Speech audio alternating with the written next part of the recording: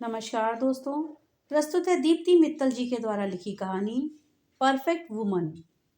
जब से गौरी के ससुर का स्वर्गवास हुआ था, उनका ऊपर का खाली कमरा उसे काटने को दौड़ता।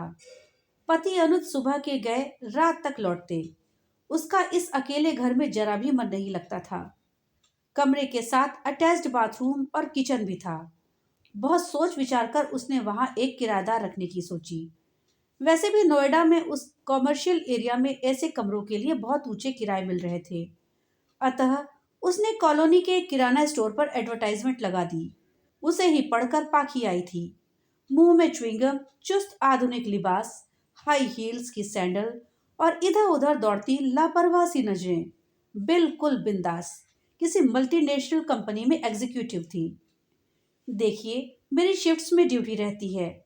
वर्किंग आवर भी फिक्स नहीं है, सो रात को अक्सर लेट भी हो जाता है। यदि आप लोगों को इस बात पर आपत्ति है तो पहले से ही बता दें। पिछली जगह जहाँ रहती थी, उन्हें मेरे देरी से घर आने में प्रॉब्लम थी। You know, this middle class mentality. लड़की के लेट आने को सीधे कैरेक्टर से जोड़ते हैं। पाखी आंखें चढ़ाते हुए बोली। गौरी के कान खड़े हुए। वैसे भी पाखी गौरी की उपस्थिति लगभग नकारते हुए सारी बात अनुज से ही कर रही थी, और ये बातें उसे जरा भी अच्छी नहीं लग रही थी, जैसे वो बात करने लायक ही ना हो। जबकि उसके हिसाब से तो लड़की होने के नाते पाखी को घर संबंधी सभी पूछताछ उससे ही करनी चाहिए थी। नहीं नहीं, हमें कोई प्रॉब्लम नहीं है। वैसे भी ऊपर का अलग एंट्रेंस है। मुझे अपनी कार के लिए पार्किंग अरेंजमेंट भी चाहिए। मैं उसके लिए एक्स्ट्रा पे करने को भी तैयार हूँ, पाखी बेपरवाही से बोली। गौरी के भीतर स्वयं संवाद चल रहे थे। ओह, पैसे का बड़ा रौब है इसे। अकेली रहती है, देर से लौटती है, पिद्दी भर की छोकरी और अभी कार में चलती है। ऊपर से तेवर तो देखो। पता नहीं अनुज क्यों तेज तर्रार लड़की से इतने अच्छे से बात कर रहे हैं। चलता क्यों नहीं कर देते इसे। वैसे भी ऐसी लड़की के रहने से मेरी चिंता कम नहीं होगी बल्कि बढ़ जाएगी। हमारे पास तो टू व्हीलर है, हमारी पार्किंग में ही गाड़ी पार्क हो जाएगी। रूम के साथ किचन भी है। वेल, मुझे उसकी जरूरत नहीं है। मुझे कुकिंग नहीं आती, मैं बाहर ही खाती हूँ। कैसी लड़की है, इतनी बड़ी हो गई लेकिन कुछ भी पकाना नहीं आता इसे। मेरी माँ ने तो 10वीं तक आते आते मुझे सब सिखा दिया था। क्या करेगी ये आगे जाकर। ऐसी लड़कियों के ही तलाक। गौरी के स्वयं संवाद जारी थे। गौरी के नाक भाव भी सिकोड़ने के बावजूद अनुज ने सब कुछ तय कर लिया। क्या खराबी दिखती है तुम्हें इस लड़की में। पढ़ी लिखी है, नौकरी करती है, लेकिन देर रात तक बाहर रहेगी। अरे इसमें क्या है, आजकल ज्यादातर मल्टीनेशनल कंपनियों में नाइट शिफ्ट रहती है। 24 घंटे काम चलता है, फिर लड़के हो या लड़की सबके लिए बराबर रहता है। मगर गौरी जैसे आश्वस्त नहीं हुई। बस अब ये अगर मगर छोड़ो तो तुम्हारे छोटे शहर में ये सब नहीं होता होगा, पर यहाँ ये सब आम बात है। तुमने तो अपनी दुनिया बस एक घर की चार दीवारी में ही समेट रखी है। कितनी बार कहा है कि समय के साथ खुद को बदलो, कुछ बाहर के बैंक के काम सीख लो तो मेरा थोड़ा काम कम हो जाए। पर नहीं, और जो लड़कियां समय के साथ चल रही हैं उनमें तुम्हें कमियां नजर आ रही हैं। कहकर अनुज सो गए, पर गौरी की नींद अभी कोसों दूर थी। अरे क्या जरूरत है बाहर के काम की, ये काम तो मर्दों के होते हैं, मैं क्यों सीखूं। घर भी संभालूं और बाहर भी, भला कोई बात हुई। हम्म। गौरी अनमनी सी लेट गई। पाखी उनके घर शिफ्ट हो चुकी थी। उसका बिंदास बेपरवाह रवैया गौरी की आंखों में किरकिरी बना हुआ था। अनजाने में ही पर उसकी आंखें और कान पाखी के आने जाने की खबर रखने में ही लग गए कि वो कब आ रही है, कब जा रही है, कौन उसे छोड़कर जा रहा है और उसने क्या पहना है आदि। पाखी सब समझने लगी थी। गौरी का यह रवैया उसे बुरा लगता, पर वह उसे अनदेखा करके निकल जाती और गौरी पाखी के इस व्यवहार को अक्खड़पन होने का प्रमाण मानती। एक दिन गौरी रसोई में नाश्ता कर रही थी, तभी अचानक से अनुज के कराहने की तेज आवाजें आई। वह भागकर कमरे में गई तो पाया अनुज बाथरूम में फिसल गए थे। उनकी कमर में असहनीय दर्द था, इतना कि वे उठ भी नहीं पा रहे थे। गौरी ने किसी तरह सहारे से उन्हें उठाकर बिस्तर पर लिटा दिया। घबराहट में उसके दिमाग ने काम करना ही बंद कर दिया था। कुछ सूझ ही नहीं रहा था कि वो क्या करे। गौरी, लगता है कुछ सीरियस बात है, अस्पताल जाना पड़ेगा। गौरी अस्पताल जाने के लिए ऑटो लाने के लिए घर से बाहर आई। तभी पाखी ऑफिस के लिए निकल ही रही थी। गौरी के चेहरे पर परेशानी देखकर उसे रहा नहीं गया और पूछ बैठी, क्या बात है, कोई प्रॉब्लम? गौरी ने पाखी को अनुज के बारे में बताया तो वो भी चिंतित हो उठी। अरे, अगर उनकी हालत ऐसी है तो उन्हें ऑटो में कैसे बैठकर ले जाएंगे? चलिए, मैं अपनी कार से ले चलती हूँ। बैक सीट में वे लेटकर जा सकते हैं। उस वक्त गौरी किसी किंतु परंतु की हालत में नहीं थी, अतः उसने पाखी की बात मान ली। दोनों ने सहारा देकर अनुज को धीरे से बैक की सीट पर लिटाया और अस्पताल की ओर चल दी। अनुज को अस्पताल में एडमिट करना पड़ा। स्लिप डिस्क हुआ था। गौरी के हाथ पांव फूल गए थे। उसे तो ठीक से फॉर्म भरना भी नहीं आता था। हॉस्पिटल की सारी फॉर्मेलिटीज पाखी ही निपटा रही थी। घर के किसी बड़े जिम्मेदार व्यक्ति की तरह ही उसने बड़ी कुशलता से स्थिति संभाली। जब पेमेंट की बात आई तो गौरी को याद आया कि जल्दबाजी में वो तो घर से अधिक पैसे लेकर ही नहीं आई थी। उसने घर जाकर पैसे लाने की बात कही तो पाखी बोली, घर जाने की कोई जरूरत नहीं है, आप टेंशन मत लीजिए, मैं अभी अपने डेबिट कार्ड से पेमेंट कर देती हूँ और बाहर लगे एटीएम से आपको कुछ एक्स्ट्रा पैसे भी लाकर दे देती हूँ, आपके काम आएंगे। गौरी निरुत्तर खड़ी रही और पाखी सारे अरेंजमेंट करती रही। कहाँ कैंटीन है, कहाँ फार्मेसी है। फिर सब कुछ गौरी को समझाकर शाम को वापस आने का कहकर वो ऑफिस के लिए निकल गई। गौरी सन्न थी। जिस पाखी के लिए उसके मन में जरा भी सम्मान नहीं था, जिसे वो आजकल की बिगड़ैल लापरवाह लड़की समझती थी, आज वही उसके लिए किसी देवदूत से कम नहीं थी।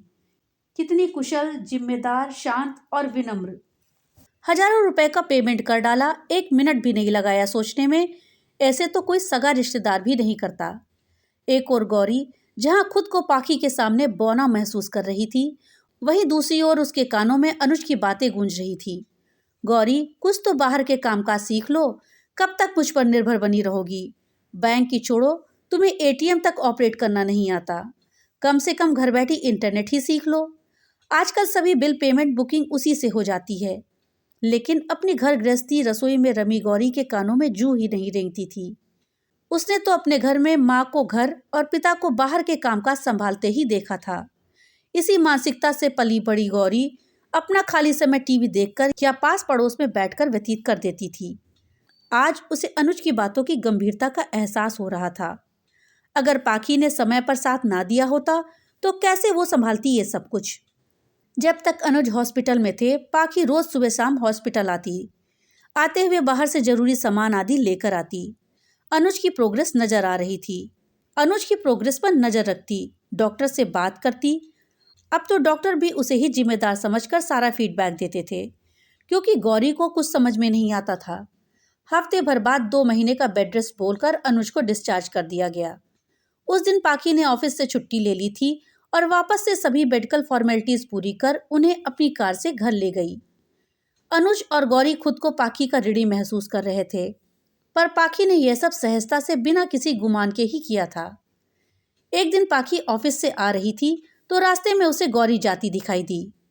आप कहीं जा रही हैं क्या? चलिए, मैं छोड़ देती हूँ, कहकर पाखी ने गौरी को कार में बिठा लिया। दरअसल मैं रेलवे स्टेशन जा रही हूँ।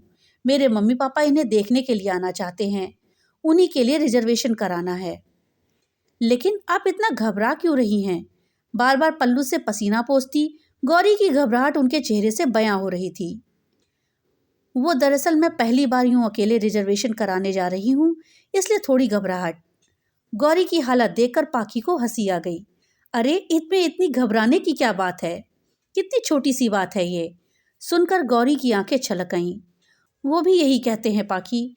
मैंने कभी भी घर से बाहर की दुनिया देखी ही नहीं। मुझे लगा कि इनके होते हुए मुझे ये सब काम सीखने की जरूरत नहीं, लेकिन पिछले कुछ दिनों में जो कुछ बीता उसे देखकर मुझे सब समझ आ गया है कि मैं कितनी गलत थी।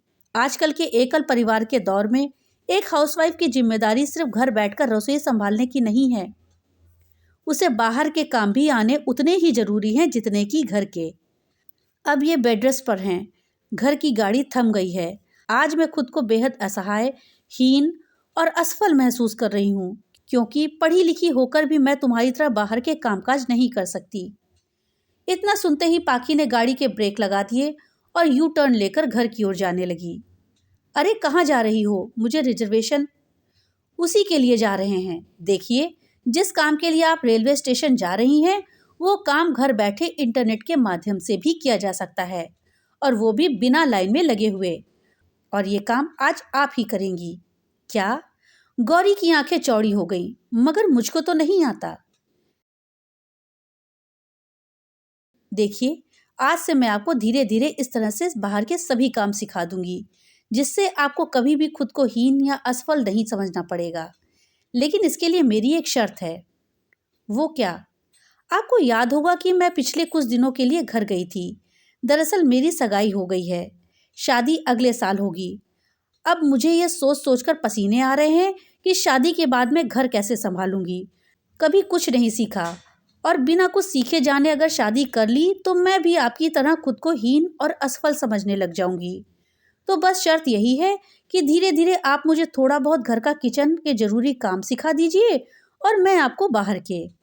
इसी तरह हम दोनों हो जाएंगे परफेक्ट वुमेन। राखी ने हाथों से माधुरी दीक्षित के स्टाइल में इशारा कर कहा। तो गौरी की हंसी फूट पड़ी। सीखने सिखाने का जो सिलसिला उस दिन से जारी हुआ, वो आज तक कायम है। अब उस घर में एक गृहिणी और एक वर्किंग वूमन नहीं, बल्कि दो परफेक्ट वूमेन रहती हैं।